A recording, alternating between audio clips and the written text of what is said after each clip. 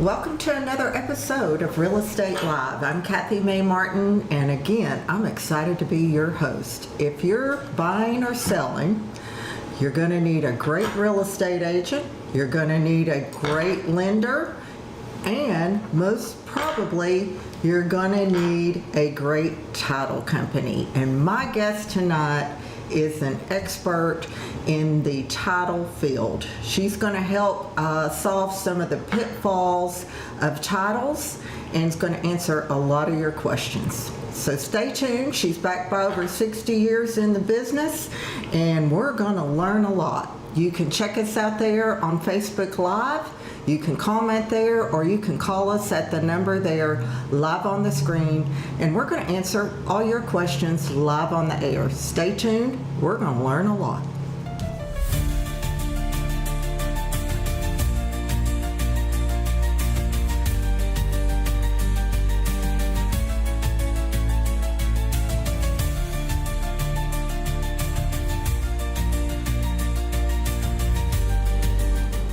Welcome back. As my guest tonight, I have Amy Bennett with TitleOne, who is a title expert. And like I said, they are backed by over 60 years in the title business. They're the go-to source for title in Kingston, and they do a great job. Thank you for being here, Amy. Absolutely. Yeah. Tell us just a little bit about yourself, how long you've been doing this, and what got you in this business? I've been doing this for 26 years.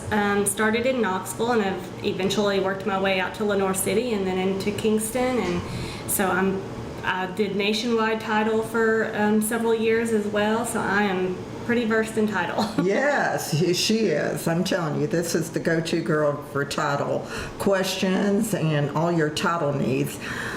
Tell the audience, what exactly does a title company do? So we do, as soon as you sign your sales contract, the agents will send it over to a title company, and then we go and search your title through the Register of Deeds and the records and check to see if there are any liens or if a survey is needed, encroachments. We check the back chain of title to see who all owned the property. So we kind of search everything and then try to clean it up before closing. Yeah, and every once in a while there's some cleanup to do. There is. Yeah, yeah. So you help sort through all that and get those answers and give direction on how to clean that up. Hey, yes. We've got a question. Amy, no, it's a comment. Amy is amazing. So thankful to have her and TitleOne. Aw, thanks so much, Tori. Yeah, thank you. That is so true, so true. So I know a lot of people, and you always offer this at closing, is something called title insurance. Tell us exactly what that is and why, or why people should really consider that. So there are actually two different types of title insurance. There's lender's title insurance and owner's title insurance. Lender's title insurance is when a buyer is taking out a loan, then the lender is going to require that for their protection. Mm-hmm. So then owner's title insurance obviously is what the owner is going to want to get for their protection. And that is an optional thing. It's not something required, so they don't have to get it if they don't want to. But if they do, it is a one-time fee that they will pay at the time of closing, and it stays with them until they convey the property. Mm-hmm. That title insurance will help protect them from any kind of recording errors, ex-spouses or missing heirs that may have come out, survey, wrong legal descriptions, survey issues, that sort of thing. Encroachment, some encroachments will be covered under that. Mm-hmm. The misrecording of certain documents, forged documents, that sort of thing. Where do you see the most problems with somebody that is needing title insurance? Where do you see? Unreleased liens. Mm-hmm. Unreleased liens, mm-hmm. not estates or foreclosures sometimes. No, mostly with unreleased liens. Mm-hmm. Yeah, that makes sense. Very rarely would you see the wrong legal descriptions, like mm-hmm. if I have something seen got conveyed incorrectly, a wrong lot number, that sort of thing. Mm-hmm. Yeah, I have seen that though. So title insurance basically covers the owner's equity, correct, that they have in that house. And then lender's title insurance will cover the lender's equity that they have. Yeah. Yes. Yes, good deal. How can a buyer avoid a delay in closing? What's some good advice there? Always check your emails, and we recognize that everybody is super busy in the process of selling and purchasing real estate. Not only are you so busy with selling a home and buying a new home, moving in between, maybe dealing with a lender and getting them documents, but you're also doing your normal daily life with work and children and family and so forth. So it is easy to kind of fall a little bit behind, but checking those emails is super crucial in getting back to the title company, because any kind of a delay in responding to the title company with the information that they're requesting and needing, it will cause a delay in closing. Absolutely. Yeah. Yeah, and I mean, the buyers and sellers, they're going through home inspections, they're going through getting a loan process, they're also working with the title company and trying to have a normal life, if there is such a thing when you're buying and selling. So it does get a little hectic, and there's a lot to get done in a short amount of time. But it's so crucial because you're bound by that contract date and getting those things done, and it is your responsibility. What issues can normally come up for a seller during title work? Anything that could have been found in the title search. I think the biggest issue would be that they would need a survey, especially property that they've owned for a really long time or that they've inherited from family members. They tend to not have the best of legal descriptions, and they may have to get a survey, and that's going to cause a delay in closing because surveys can take a while to get. The other thing would be getting the title company the information that they need, such as their payoff information, HOA information, things like that we have to then turn around and order. And sometimes when you order something, it can take about 5 to 7 days, so that's another week added on. So that can cause a big delay as well. Absolutely. So things that would need a survey is something that you might come across in title when I know some of the old deeds said the oak tree on the corner near the third traffic light or whatever. It wasn't a real good GPS or legal description, correct? So right, that would not be a good. A lot of the ones we see that are old will say, beginning at an oak tree in the middle of Highway 70. Well, that oak tree may no longer be there, so it's not a good beginning starting spot. So it is good. And how long right now are you seeing surveys take? If you come across and you're like, hey, you call the realtor, is that what you do? You call the realtor and say, hey, we're going to have a survey on this one. Yeah. And we call the realtor, let the realtor know, and then call the seller and let the seller know, and then the buyer a lot of times too, because they'll need to know that will cause a delay. And typically we're seeing about a 2-month turnaround time on surveys, so that's a big delay. It is a big delay, especially if you've got a 30 or a 45-day closing and you find this out. The quicker an agent can get you that information once the contract is signed and bound, the quicker we're going to discover those problems. Absolutely. Yeah, and that we can address them and hopefully overcome them prior to closing. Yes. So, how can a seller prepare for a smooth closing? What's some of the things that they can have do? their information ready in the beginning as best as possible. Their payoff information, HOA information, forwarding address, social security numbers, anything that we're going to need to be able to process the file. Have all of that ready as best as you can. Another thing is their closing date. Make sure that when they're signing the contract, that the closing date that's chosen, that they're available for that. That can also make or break a smooth closing. Right, and a lot of times, many times, our buyers or sellers are out of state, and so you're doing mailaways. And that takes some time added into there. That's something that you would need to know ahead of time. Yeah. how does that complicate things when they are out of town, and possibly some of them have been out of the country when we've closed? Well, and being out of the country definitely complicates it a little bit more because you're having to deal with a huge gap in time frame. A lot of times they have to go to a U.S. embassy to have the document signed.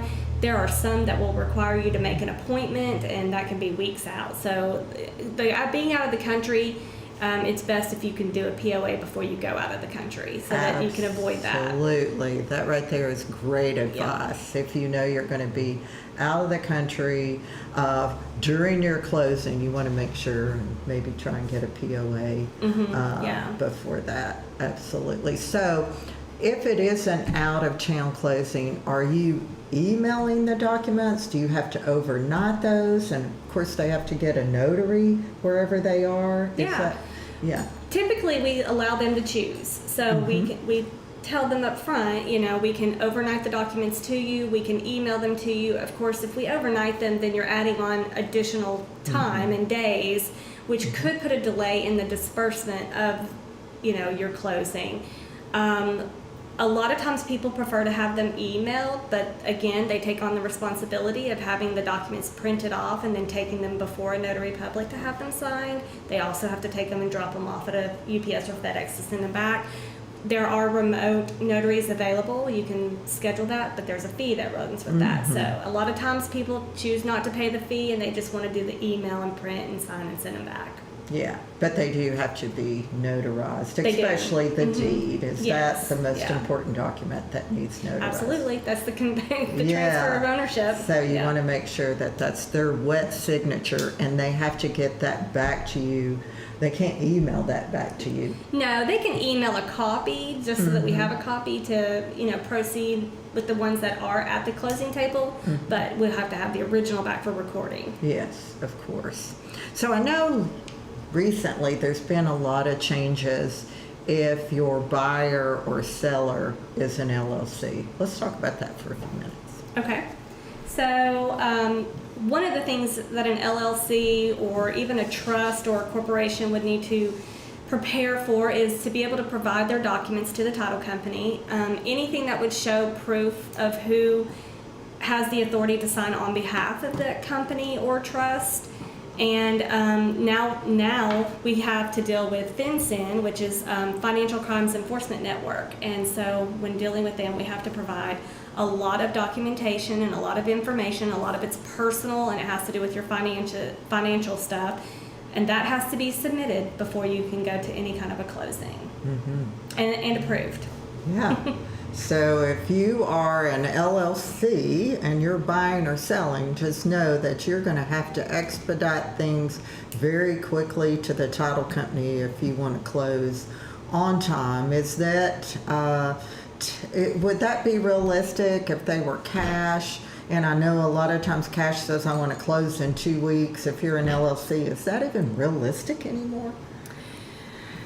Not for 2 weeks. Yeah. Not if you're an LLC and you're paying cash. No, you need to allow yourself more time. But it's going to depend on how fast the people move. You know, it also depends on how many people you have within your LLC, because all of that information will have to be submitted for every single person. So, and that started when? April? March 1st. March the 1st, Yeah. So this is all new to the title and real estate field. It is, and we're learning LLC. as we go. Yes, oh, for sure. So do you think a 30 or 45 day closing is realistic for the LLC? Okay. Yeah. Oh, Lincoln Bennett. Now, who could that be? He says, that's my son. mom. Woo-hoo! I'm so proud. Well, Thanks. And you should be, Lincoln. Thank you for tuning in. Your mom does such a great job. We're so glad to have her and have you here tonight for sure. Thank you. Okay, so one of the big things in our business is so much fraud going on. And one of those things is wire fraud. Let's talk about how we can make sure that, there's not wire fraud going on with the buyer or the seller? Tell us some of the things that we look out for. We have a lot of things in place to help us with wire fraud. We have, there are secure portals, Closing Lock certified, that we provide wiring instructions through to give those to the buyers so that they know that they are retrieving their wiring instructions from a secure source. They could also always drop by the title company and pick up a copy so that, it's been hand delivered to them. It can be faxed. You should never trust anything that comes to you via email, and definitely anything that changes. If you receive a set of wiring instructions and then you get another set a little bit later, you need to contact the title company to see if they actually did send that, because that's a big red flag. As far as sending wires, we go through a protocol. We use Closing Lock, but there are other, verified sources as well that you can use that you'll enter as a seller. You will enter your wiring information, and it will be verified through the banks and insured. So. Yeah. And that's for everybody's protection: the seller's protection, our protection, the bank's protection, everybody. Everybody involved. And we actually have a form that buyers and sellers sign saying that I personally would not email you asking for your wiring instructions, because what happens is a lot of times is they'll change one letter or one number in an email address and make it look like it's coming from me, and those wiring instructions get sent to the wrong place. So just know that your agent only give your title company wiring instructions. So another part of that, there is so much fraud going on. It's a scary world we live in. Is people that are trying to sell a property that they don't own. And so a lot of times, I know, like when, the last time we bought or sold a property, you guys sent out a letter to the house. We did. And said, are you selling this property, just to make sure that it was me selling the property.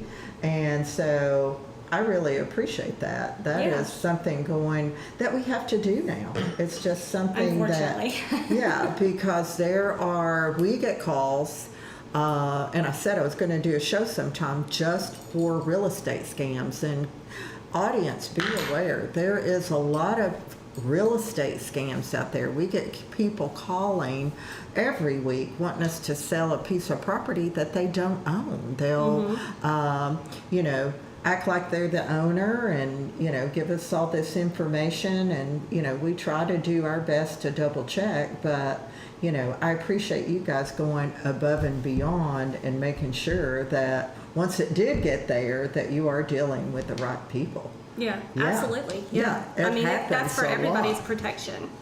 Yeah. So what trends? Oh, we've got a comment. Let's see. Jamie Bullock. So thankful for Amy and TitleOne. Thanks, I am Jamie. too. Yeah. We're thankful for you too. Yeah. Amy does a great job for us, and it is so important. I can't stress enough how important it is to have a great title company on your side, and a title company that's backed by a real estate attorney that knows real estate law. Sharon Clark, they're best around. She does a great job, and she knows her stuff. Yeah, she does. She really does. So been doing it a long time. She has been doing it a long time, and I remember her dad, Bob Badger, was doing it when I first started, so I worked with Bob, so she's got it in her DNA, for sure. So some of the trends that you're seeing with closings right now, what are some of the trends with real estate closings? A lot of people want to avoid closings, and so what they would prefer to do is just a deed transfer, and that opens the door for a lot of problems in title, which only that makes us want to emphasize more on how important it is to work with an agent or get a title search done, because you don't know what there is out there. Will you actually close a property that refuses to pay for a title search? Well, it wouldn't be considered a closing. It would just be a deed prep only. So we would just prepare a deed and give it to them, and Scary. they run with it. That's really scary, It is, Amy. very much. It But may it's not be huge. scary if you don't know the what ifs that could happen, and that's why we're here today. We're really trying to educate the audience to how important and how mistakes get made with title, and you may not know it for a few years or until you get ready to sell it.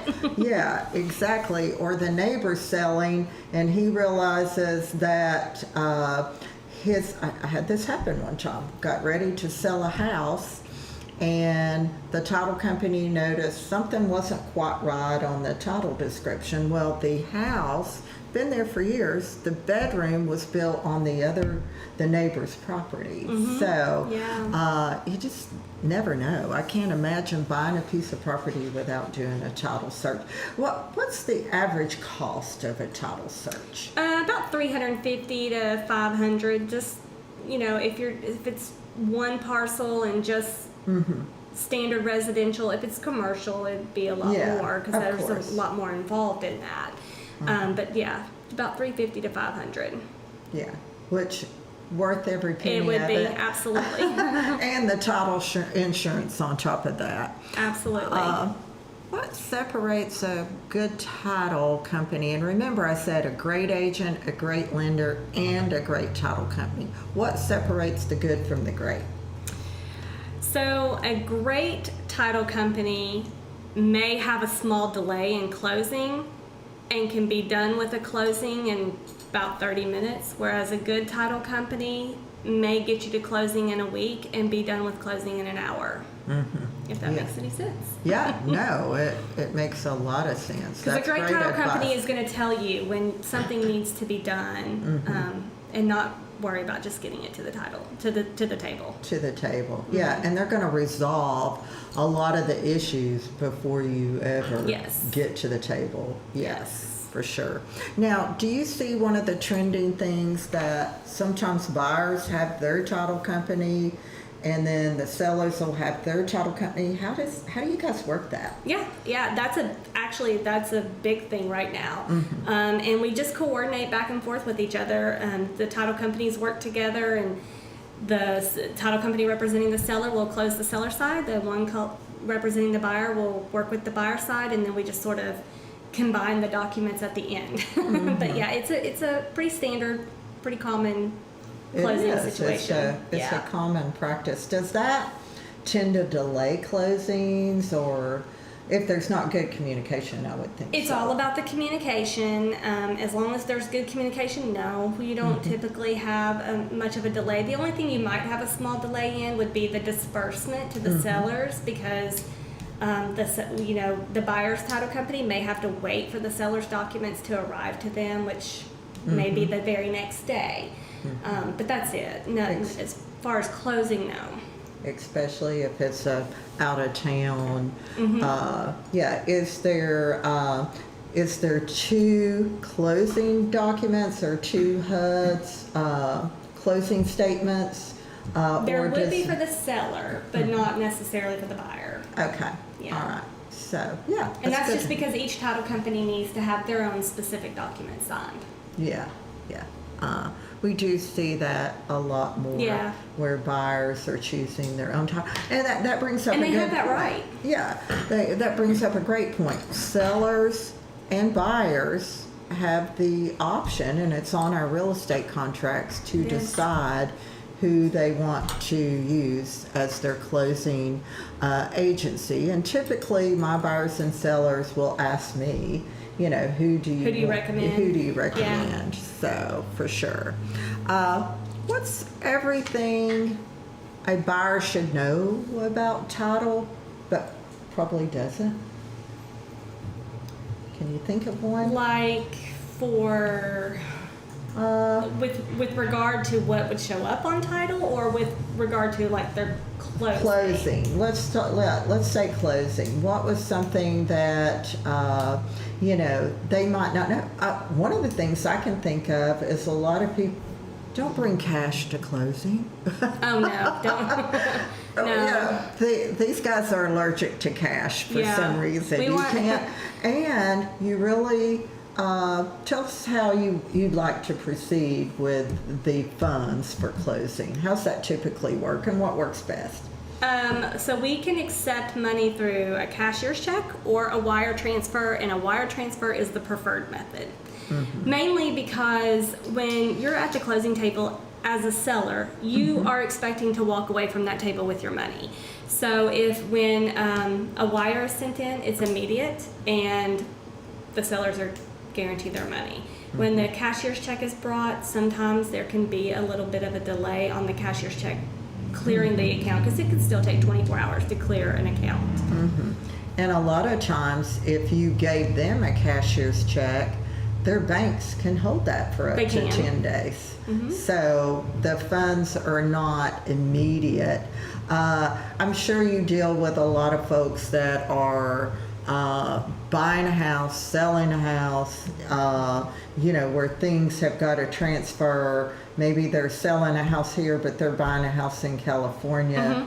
Or even worse, they're selling a house in California and buying here, and they're 3 hours behind. That Yeah. wiring can get a little tricky It can. to get here. How long does it typically take if they've wired, and I know a lot of it depends on the bank, but they've wired their funds at noon and we've got to close in at 1. Is the funds going to be available? Probably not. Yeah. That's tricky. If it's a local bank, possibly. But it's very, Yeah. you want to put at least a 2-hour, 3-hour window in between the two closings. Yeah, and a lot of times, they'll have a closing that they're needing. The buyer or the seller will need those funds from that closing to close on another one Yeah. immediately afterwards. So it can get a little tricky orchestrating those closings for everybody to get their money on And in time. cases like that, a lot of times we will coordinate with whatever title company they're going to be at, so that we can just go ahead and send that money over to that title company so that it's there and ready for them when they walk in for their closing. Yeah, that makes it a lot easier. Yeah. I got to ask you, what's one of the craziest title problems you ever had? Besides yours. Yes, go ahead, lay it all out there. No, besides mine, yes, thank you. So I would Hey, say even nobody's immune No, to no. buying or selling a property that could have had a title problem which is a good question, and then we'll finish the other question. Okay. How far do you go back in your search? Do you go back 20 years, 30 years? How long do you go back? average is 30, but we like to do 60. Oh, good. Yeah. You go back 60 years on that chain of title, making sure that there's no missing heirs, legal description's good, matches, all Yeah. that. So, yeah. So let's get back to the craziest one ever besides mine. So I would say, this was several years ago, probably 12 years ago. I would say that the buyer and seller knew each other, good friends, have been for a while. The buyer purchases the property and does not get owner's title insurance because they felt very comfortable with the fact that they knew the seller. And 6 months later, they purchased with cash. So 6 months later, they called in that they were getting foreclosure notices and wasn't sure why they were being foreclosed when they purchased with cash. And it turned out that the seller, who was their best friend, took out a home equity line of credit the morning of closing and ran with all that money. Whoa. Wow. So then we had to track down the seller, and Wow. another reason why Did you need owner's he insurance. yeah, was that done purposely or just out of ignorance maybe? Yeah. I Who think it knows? came out in the court hearings. It was a purpose thing. He needed the money and knew that he was selling it and just did it. But that goes to show why you shouldn't, rely on the fact that you know somebody. If it's family or friends, get title insurance. Hey, we got a comment. What exactly do you look for during a title search that most people don't realize can become a problem later? What's one of those? your chain of title, basically from, and for those of you that don't know what a chain of title is, it's the chain going from ownership. So who owned it to who they sold it to, and then who that person sold it to, and that person sold it to. That becomes the chain of the title itself. So a lot of times there can be a break in that chain where a deed never got recorded. There could be someone who is deceased and there's a missing heir that never signed off, or several heirs that never signed off. One of the biggest misconceptions with someone that has passed away is somebody who is an executor of an estate thinks that they can just sell the property, and that's not necessarily always the case. So, there may be several heirs that need to sign off that haven't signed off because the executor thought that they could sign off for them. Mm-hmm. So that's a big thing that people need to that pop up a lot. Yeah, great question, for sure. Absolutely. And to go back to the recent comment, you guys do have the seller sign something saying that they haven't taken out any recent loans. We do. And mm-hmm. Yes. And so we ask them at closing, before they sign this document, we say, since you began this process, you've not gone and taken out any other mortgages, home equity line of credits, pending bankruptcies, judgment lawsuits, anything that would affect the status of title. Mm-hmm. Yeah. And so they sign that. Yeah, we've got another comment. Yes. Can you explain in some simple terms what a title company actually does from contract to close? And then we'll end on that one. Yeah. So from contract to close, we order the title work, which is the title search itself, get it in, we review it. If there's any issues, then we start working on cleaning it up so that the buyer has clean and clear title. That would mean we track down unreleased liens, we get them released. If there's heirs that are missing that haven't signed, we track them down, we get them to sign deeds over. We basically just clean up everything to make it so that the buyer has clean title. And then we prepare everything for a closing, such as documents, and we go back and forth between buyers and sellers to discuss the funds that need to come in. And then we go to the closing table, everybody signs their documents, we disperse funds to the seller, to the real estate agents if there are any, and then it becomes the buyers from there. Yeah. Well, that was the short, sweet version of it. She does a lot more than that, trust me. And she does a great job. Thank you. TitleOne does a great job, and we're so We all thankful. They're located here in Kingston on Galahar Road. If you're thinking of buying or selling, be sure you get TitleOne on your side. They're going to do you a great job, and they're going to protect most probably one of your biggest assets that you have. And I want to say that we have a great crew with our, there's 4 of us, plus the attorney and stuff, but Yes. we are a great crew. We work great together and always communicating, and that is huge for a great, successful title company in closing. And it's the last impression that the buyer and seller have from that experience. And you guys always do a great professional job at the closing table, and everybody We feels, try. like they got their money's worth, so to say. So thank you again for being here. Thank you for answering all the questions tonight. And be sure and tune in next week on the next edition of Real Estate Live. I want to thank Scott Wilkes with Wilk Production for making sure this show happens. So stay tuned for another edition of Real Estate Live. We'll see you next week. Thank you. Thank you.